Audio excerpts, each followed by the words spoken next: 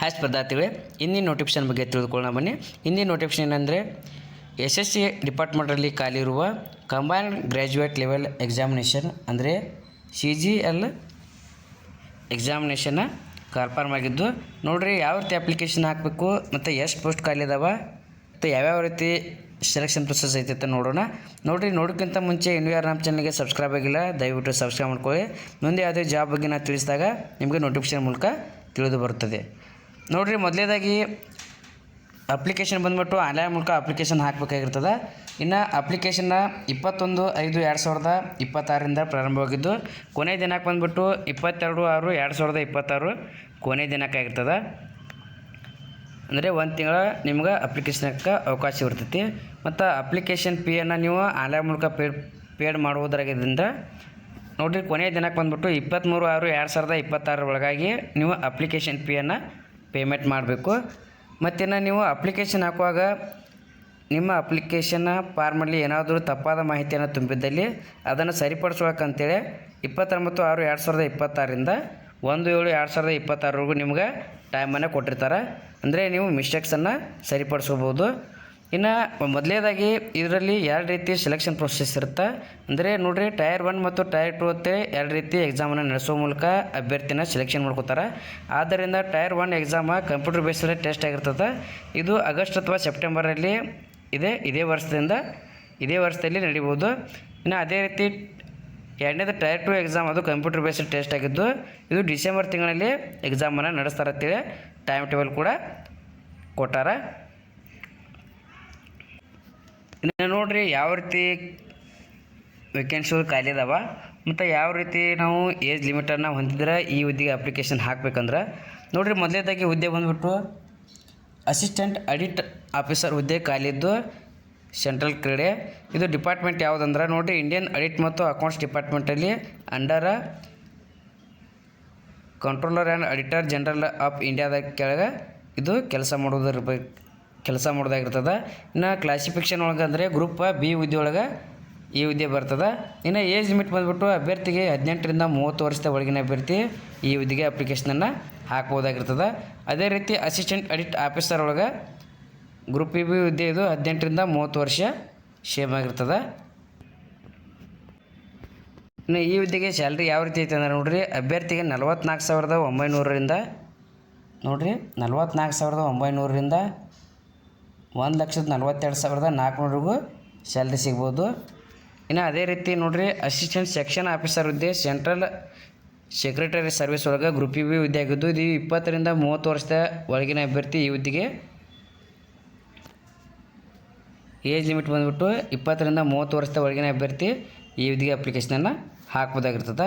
ಇನ್ನು ಅದೇ ರೀತಿ ಅಸಿಸ್ಟೆಂಟ್ ಸೆಕ್ಷನ್ ಆಫೀಸರ್ ಒಳಗೆ ಇಂಟೆಲಿಜೆಂಟ್ ಬ್ಯೂರೋ ಒಳಗೆ ಗ್ರೂಪ್ B ಹುದ್ದೆ 18ರಿಂದ 30 ವರ್ಷ. ಇನ್ನು ಮಿನಿಸ್ಟರ್ ಆಫ್ ರೈಲ್ವೇಸ್ ಒಳಗೆ 20ರಿಂದ 30 ವರ್ಷದ ಒಳಗಿನ ಅಭ್ಯರ್ಥಿ ಅಪ್ಲಿಕೇಶನ್ ಹಾಕ್ಬೋದು.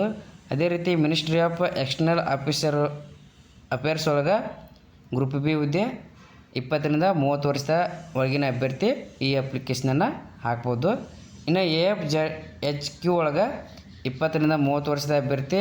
ಅದೇ ರೀತಿ ministry of electronics and information technology ನೋಡಿರಿ, ಅಭ್ಯರ್ಥಿಗೆ 18ರಿಂದ 30 ವರ್ಷದ ಒಳಗಿನ ಅಭ್ಯರ್ಥಿ ಈ ಹುದ್ದೆಗೆ ಅಪ್ಲಿಕೇಶನ್ನ ಹಾಕ್ಬೋದಾಗಿರ್ತದೆ. ಅದೇ ರೀತಿ ಅದರ್ ಮಿನಿಸ್ಟರ್ಸ್ ಮತ್ತು ಡಿಪಾರ್ಟ್ಮೆಂಟ್ಸ್ ಆರ್ಗನೈಸೇಷನ್ ಒಳಗೆ 18ರಿಂದ 30 ವರ್ಷದ ಒಳಗಿನ ಅಭ್ಯರ್ಥಿ ಈ ಹುದ್ದೆಗೆ ಅಪ್ಲಿಕೇಶನನ್ನು ಹಾಕ್ಬೋದು. ಅಂದರೆ ಡಿಪಾರ್ಟ್ಮೆಂಟ್ ವೈಸ ಬೇರೆಯಲ್ಲಿ ಖಾಲಿ ಇರುವ ಹುದ್ದೆಗಳಾಗ್ಯಾವ. ಅದೇ ರೀತಿ ನೋಡಿರಿ, ಇನ್ಸ್ಪೆಕ್ಟರ್ ಪ್ರಿವೆಂಟ್ ಆಫೀಸರ ಮತ್ತು ಇನ್ಸ್ಪೆಕ್ಟರ್ ಎಕ್ಸಾಮಿನರ ಮತ್ತು ಅಸಿಸ್ಟೆಂಟ್ ಎನ್ಫೋರ್ಸ್ಮೆಂಟ್ ಆಫೀಸರ್ ಹುದ್ದೆ ಇದು ಡೈರೆಕ್ಟರಿ ಆಫ್ ಎನ್ಫೋರ್ಸ್ಮೆಂಟ್ ಅಂದರೆ ED ಡಿಪಾರ್ಟ್ಮೆಂಟಲ್ಲಿ ಇದು ರೆವಿನ್ಯೂ ಡಿಪಾರ್ಟ್ಮೆಂಟಲ್ಲಿ ಗ್ರೂಪ್ B ಹುದ್ದೆ ಆಗಿದ್ದು ಈ ಹುದ್ದೆಗೆ 18ರಿಂದ 30 ವರ್ಷದ ಒಳಗಿನ ಅಭ್ಯರ್ಥಿ ಅಪ್ಲಿಕೇಶನನ್ನು ಹಾಕ್ಬೋದಾಗಿರ್ತದೆ. ಇನ್ನು ಸ್ಯಾಲ್ರಿ ಯಾವ ರೀತಿ ಐತೆ ಅಂದ್ರೆ ನೋಡಿರಿ, ಅಭ್ಯರ್ಥಿಗೆ 35,400ರಿಂದ 1,12,400 ಸ್ಯಾಲ್ರಿ ಸಿಗತ್ತೆ. ಇನ್ನು ಅದೇ ರೀತಿ ಅಸಿಸ್ಟೆಂಟ್ ಸೆಕ್ಷನ್ ಆಫೀಸರ್ ನೋಡಿರಿ, ಇದರ ಅದರ್ ಮಿನಿಸ್ಟ್ರಿ ಅಥವಾ ಡಿಪಾರ್ಟ್ಮೆಂಟ್ ಆರ್ಗನೈಸೇಷನ್ ಐತಿ.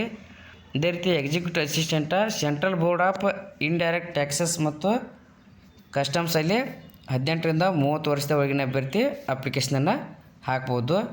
ಇದೇ ರೀತಿ ಇಲ್ಲಿ ನೋಡಿರಿ, ಲೆವೆಲ್ 5 ಒಳಗೆ 29,200ರಿಂದ 92,300 ಸ್ಯಾಲ್ರಿ ಇದ್ದು, ಇದು ಆಡಿಟರ್ ಹುದ್ದೆ. ಆಫೀಸರ್ ಅಂಡರ್ C&AG ಒಳಗೆ ಇದು ಗ್ರೂಪ್ ಸಿ ಹುದ್ದೆ ಆಗಿದ್ದು 18ರಿಂದ 27 ವರ್ಷದ ಅಭ್ಯರ್ಥಿ ಅಪ್ಲಿಕೇಶನನ್ನು ಹಾಕ್ಬೋದು. ಅದೇ ರೀತಿ ಪೇ 4 ಒಳಗೆ ಪೇ ಲೆವೆಲ್ 4 ನೋಡಿರಿ 25,500ರಿಂದ 81,100ವರೆಗೂ ಸ್ಯಾಲ್ರಿ ಇರ್ತದ್ದು ನೋಡಿರಿ. ಪೋಸ್ಟಲ್ ಅಸಿಸ್ಟೆಂಟ್ ಅಥವಾ ಸಾರ್ಟಿಂಗ್ ಅಸಿಸ್ಟೆಂಟ, ಇದು ಡಿಪಾರ್ಟ್ಮೆಂಟ್ ಬಂದುಬಿಟ್ಟು department of post, ministry of communications ಒಳಗೆ ಗ್ರೂಪ್ ಸಿ ಹುದ್ದೆ ಆಗಿದ್ದು, ಇದು 18ರಿಂದ 20 ವರ್ಷದ ಒಳಗಿನ ಅಭ್ಯರ್ಥಿ ಈ ಹುದ್ದೆಗೆ ಅಪ್ಲಿಕೇಶನನ್ನು ಹಾಕ್ಬೋದಾಗಿರ್ತದೆ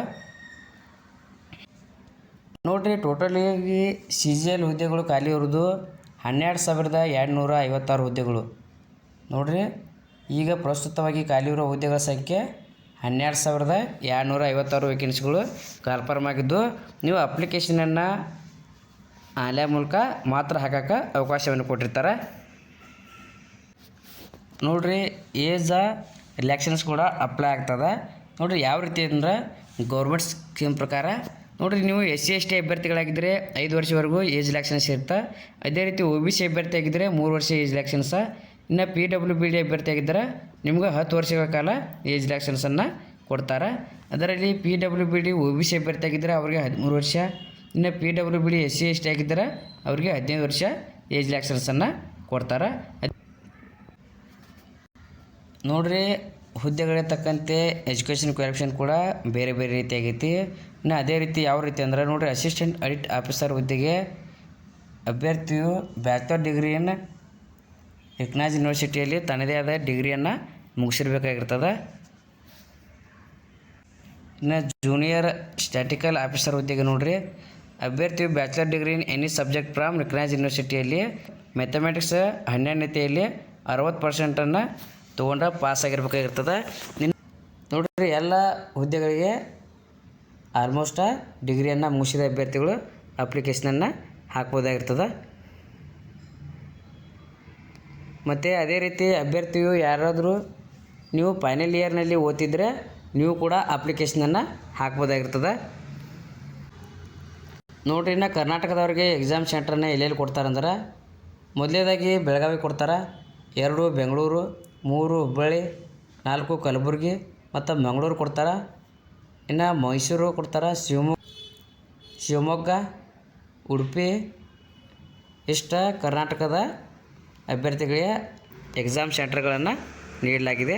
ನೀವು ಅಪ್ಲಿಕೇಶನ್ ಹಾಕುವಾಗ ನಿಮಗೆ ಅನುಕೂಲ ತಕ್ಕಂಗೆ ಯಾವುದು ಸಮೀಪ ಆಗುತ್ತೆ ಅದನ್ನು ನೀವು ಅಪ್ಲಿಕೇಶನ್ನ ಹಾಕುವಾಗ ಸೆಲೆಕ್ಟ್ ಮಾಡ್ಕೋಬೋದು ನೋಡ್ರಿ. ಇನ್ನು ಸೆಲೆಕ್ಷನ್ ಪ್ರೊಸೆಸ್ ಯಾವ ರೀತಿ ಇತ್ತಂದ್ರೆ, ಟೈರ್ 1 ಮತ್ತು ಟೈರ್ 2 ಅಂತ 2 ರೀತಿ ಎಕ್ಸಾಮ್ ನಡೆಸ್ತಾರೆ ಅಂತ ಹೇಳಿ. ಅದೇ ರೀತಿ ಆಗ್ಬೋದು ಎಕ್ಸಾಮ ಕಂಪ್ಯೂಟರ್ ಬೇಸ್ಡ್ ಎಕ್ಸಾಮ್ ಆಗಿರ್ತಾವೆ. ಇನ್ನು ಯಾವ ರೀತಿ ಸಬ್ಜೆಕ್ಟನ್ನು ಒಳಗೊಂಡಿರ್ತಾವಂದ್ರೆ ನೋಡಿರಿ, ಮೊದಲೇದಾಗಿ ಜನರಲ್ ಇಂಟೆಲಿಜೆನ್ಸ ಆ್ಯಂಡ್ ರೀಸನಿಂಗ, ಇದು 25 ಕ್ವಶನ್ಸ್ ಇರ್ತಾವೆ, 50 ಮಾರ್ಕ್ಸ. ಅದೇ ರೀತಿ ಜನರಲ್ ಅವೇರ್ನೆಸ್ ಬಂದುಬಿಟ್ಟು ಇದು 25 ಕ್ವಶನ್ಸ್ ಇರ್ತಾವೆ, 50 ಮಾರ್ಕ್ಸನ್ನು ಒಳಗೊಂಡಿರ್ತಿ.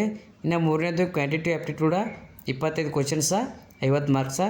ಅದೇ ರೀತಿ ಇಂಗ್ಲೀಷ್ ಕಂಪ್ಯಾರಿಸನ್ ಒಳಗೆ 25 ಕ್ವಶನ್ಸ, 50 ಮಾರ್ಕ್ಸ್ ಇರ್ತಾವೆ. ಅಂದರೆ ಟೈಮಿಂಗ್ ಬಂದುಬಿಟ್ಟು 1 ತಾಸಿನ ಎಕ್ಸಾಮ, ಟೈಮರ 15 ನಿಮಿಷ ಪಾರ ಈಚ್ ಸಬ್ಜೆಕ್ಟ್ ಅಂತ. ಅಂದರೆ ಒಂದೊಂದಕ್ಕೆ 15 ನಿಮಿಷ ಟೈಮನ್ನು ಕೊಟ್ಟಿರ್ತಾರೆ ನೋಡಿರಿ. ಇದು ಆಬ್ಜೆಕ್ಟಿವ್ ಟೈಪ್ ಕ್ವಶನ್ ಪೇಪರ್ ಇರ್ತದೆ. ಇದರಲ್ಲಿ ಮಲ್ಟಿಪಲ್ ಚಾಯ್ಸ್ ಕ್ವಶನ್ಸ್ ಇರ್ತವೆ. ಇದರಲ್ಲಿ ಇಂಗ್ಲೀಷ್ ಮತ್ತು ಹಿಂದಿಯಲ್ಲಿ 2 ರೀತಿಯಲ್ಲಿ ಕ್ವಶನ್ಸನ್ನು ತೆಗಿಲಾಗಿರ್ತದೆ ನೋಡ್ರಿನ. ಈ ಎಕ್ಸಾಮ್ಗೆ ನೆಗೆಟಿವ್ ಮಾರ್ಕಿಂಗ್ ಯಾವ ರೀತಿ ಐತಂದ್ರೆ 0.50 ನೋಡಿರಿ ನೆಗೆಟಿವ್ ಮಾರ್ಕಿಂಗ್ ಕಟ್ ಆಗ್ತದೆ. ಇದರಲ್ಲಿ ಟೈರ್ 1ನಲ್ಲಿ ಪಾಸಾದ ಅಭ್ಯರ್ಥಿ ಟೈರ್ 2ಗೆ ಎಲಿಜಿಬಲ್ ಹಾಕೋಣ. ಈ ಎಲಿಜಿಬಲ್ ಆದ ಅಭ್ಯರ್ಥಿಗೆ ಯಾವ ರೀತಿ ಎಕ್ಸಾಮಿನೇಷನ್ ಇರುತ್ತೆ ನೋಡಿರಿ. ಇದರಲ್ಲಿ ಪೇಪರ್ 1 ಸೆನ್ಸೇಷನ್ 1 ಹತ್ತೊಳಗೆ ಇದು 2 ತಾಸಿನ 15 ನಿಮಿಷ ಕಾಲಾವಕಾಶ ಇದ್ದು, ಇದರಲ್ಲಿ ಸೆಕ್ಷನ್ 1 ಮತ್ತು ಸೆಕ್ಷನ್ 2 ಅಂತೇಳಿ 2 ರೀತಿ ಭಾಗ ಮಾಡಿರ್ತಾರೆ ನೋಡಿರಿ. ಸೆಕ್ಷನ್ 1 ಒಳಗೆ A ಮತ್ತು B ಅಂತೇಳಿ 2 ಸಬ್ಜೆಕ್ಟ್ ಅದಾವೆ. ಅದರಲ್ಲಿ ಮ್ಯಾಥಮೆಟಿಕಲ್ ಎಬಿಲಿಟೀಸ್ ಒಳಗೆ 30 ಕ್ವಶನ್ಸ, ಅದೇ ರೀತಿ ರೀಸನಿಂಗ್ ಆ್ಯಂಡ್ ಜನರಲ್ ಇಂಟೆಲಿಜೆನ್ಸ್ ಒಳಗೆ 30 ಕ್ವಶನ್ಸ. ಅಂದರೆ ಟೋಟಲಾಗಿ 60 ಕ್ವಶನ್ಸನ್ನು ಒಳಗೊಂಡಿದ್ದು. ಇದು 3 ಮಾರ್ಕ್ಸಿಂದ 1 ಕ್ವಶನ್ ಇರುತ್ತೆ. ಹೀಗಾಗಿ 60 × 3 ಅಂದ್ರೆ 180 ಮಾರ್ಕ್ಸಿಂದ ಇದು ಎಕ್ಸಾಮನ್ನು ನಡೆಸ್ತಾರೆ. ಇನ್ನು ಟೈಮ್ ಬಂದ್ಬಿಟ್ಟು ನೋಡಿರಿ, ಅಭ್ಯರ್ಥಿಗೆ 1 ತಾಸು ಎಕ್ಸಾಮನ್ನು 1 ತಾಸು ಕಾಲಾವಕಾಶ ಇರುತ್ತೆ. ಅದೇ ರೀತಿ ನೋಡಿರಿ ಸೆಕ್ಷನ್ 2 ಒಳಗೆ ಇಂಗ್ಲೀಷ್ ಲ್ಯಾಂಗ್ವೇಜ್ ಆ್ಯಂಡ್ ಕಂಪ್ಯಾರಿಸನ್ ಇರುತ್ತೆ. ಮತ್ತು B general awareness. English language and comparison ಒಳಗೆ 45 ಕ್ವಶನ್ಸ್ ಇರ್ತವೆ. ಅದೇ ರೀತಿ ಜನರಲ್ ಅವೇರ್ನೆಸ್ ಒಳಗೆ 25 ಕ್ವಶನ್ಸ್ ಇರ್ತವೆ. ಹೀಗಾಗಿ ಟೋಟಲಾಗಿ ಇದು 70 ಕ್ವಶನ್ಸನ್ನು ಒಳಗೊಂಡಿದ್ದು. ಒಂದು ಕ್ವಶನ್ಸ್ಗೆ 3 ಮಾರ್ಕ್ಸ್ ಅಂತೆ 210 ಮಾರ್ಕ್ಸಿನ ಎಕ್ಸಾಮ ಟೈರ್ 2 ಆಗಿರ್ತದೆ. ನೋಡಿರಿ ಕಾಲಾವಕಾಶ ಯಾವ ರೀತಿ ಅಂದ್ರೆ 1 ತಾಸು ಎಕ್ಸಾಮ್ ಆಗಿದ್ದು. ಇನ್ನು ಅದೇ ರೀತಿ ಸೆಕ್ಷನ್ 3 ಒಳಗೆ ಕಂಪ್ಯೂಟರ್ ನಾಲೆಜ್ ಟೆಸ್ಟ್ ಕೂಡ ಇರ್ತದೆ. ನೋಡಿರಿ ಇದು 20 ಕ್ವಶನ್ಸ್ ಇರ್ತವೆ. ಅಂದರೆ ಒಂದು ಕ್ವಶನ್ಗೆ 3 ಮಾರ್ಕ್ಸ್ ಅಂತೆ 60 ಮಾರ್ಕ್ಸ್ ಆಯ್ತು. ಅಂದರೆ ಕಾಲಾವಕಾಶ 15 ನಿಮಿಷ ಮಾತ್ರ ಇರ್ತದೆ. ಇನ್ನು ಸೆಕ್ಷನ್ 4 ಒಳಗೆ ನೋಡಿರಿ ಡಾಟಾ ಎಂಟ್ರಿ ಸ್ಪೀಡ್ ಟೆಸ್ಟ್ ಇರುತ್ತೆ. ಇದು 1 ಡಾಟಾ ಎಂಟ್ರಿ ಟಾಸ್ಕ. ಇನ್ನು ಎರಡನೇದು ನೋಡಿರಿ ಪೇಪರ್ 2 ಒಳಗೆ ಸ್ಟ್ಯಾಟಿಸ್ಟಿಕ್ಸ್.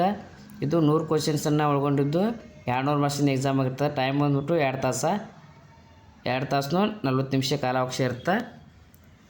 ಇನ್ನು ಪೇಪರ್ 3 ಒಳಗೆ general studies finance and economics ಒಳಗೆ 100 ಕ್ವಶನ್ಸ 2 ಮಾರ್ಕಿನಂತೆ 200 ಮಾರ್ಕ್ಸನ್ನು ಒಳಗೊಂಡಿರುತ್ತೆ.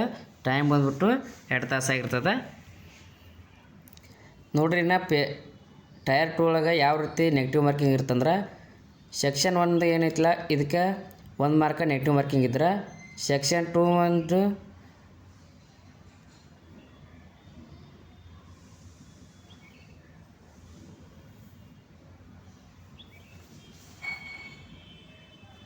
ನೋಡಿರಿ ನೆಗೆಟಿವ್ ಮಾರ್ಕಿಂಗ್ ಯಾವ ರೀತಿ ಇರುತ್ತಂದ್ರೆ, ಸೆಕ್ಷನ್ 1, 2, 3 ಒಳಗೆ ಪೇಪರ್ 1 ಏನೈತಿಲ್ಲ ಇದ್ರಾಗ 1 ಮಾರ್ಕ ನೆಗೆಟಿವ್ ಮಾರ್ಕಿಂಗ್ ಇದ್ರೆ, 2 ಮತ್ತು ಪೇಪರ್ 3ಗೆ 0.50 ನೆಗೆಟಿವ್ ಮಾರ್ಕಿಂಗ ಕಟ್ ಆಗತ್ತೆ.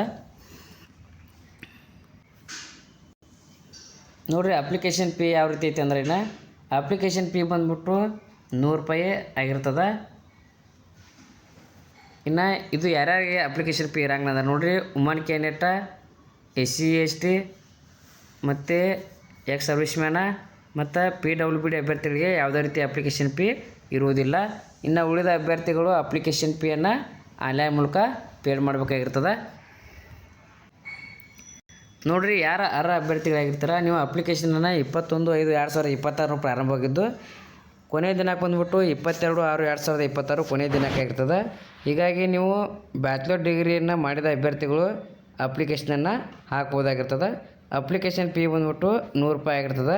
ನೋಡಿರಿ ಇನ್ನೂ ಯಾರು ನನ್ನ ಚಾನಲ್ಗೆ ಸಬ್ಸ್ಕ್ರೈಬ್ ಆಗಿಲ್ಲ ದಯವಿಟ್ಟು ಸಬ್ಸ್ಕ್ರೈಬ್ ಮಾಡ್ಕೊಳ್ಳಿ. ಮುಂದೆ ಯಾವುದೇ ಜಾಬ್ ಬಗ್ಗೆ ನಾವು ತಿಳಿಸಿದಾಗ ನಿಮಗೆ ನೋಟಿಫಿಕೇಷನ್ ಮೂಲಕ ತಿಳಿದು ಬರುತ್ತದೆ. Thank you.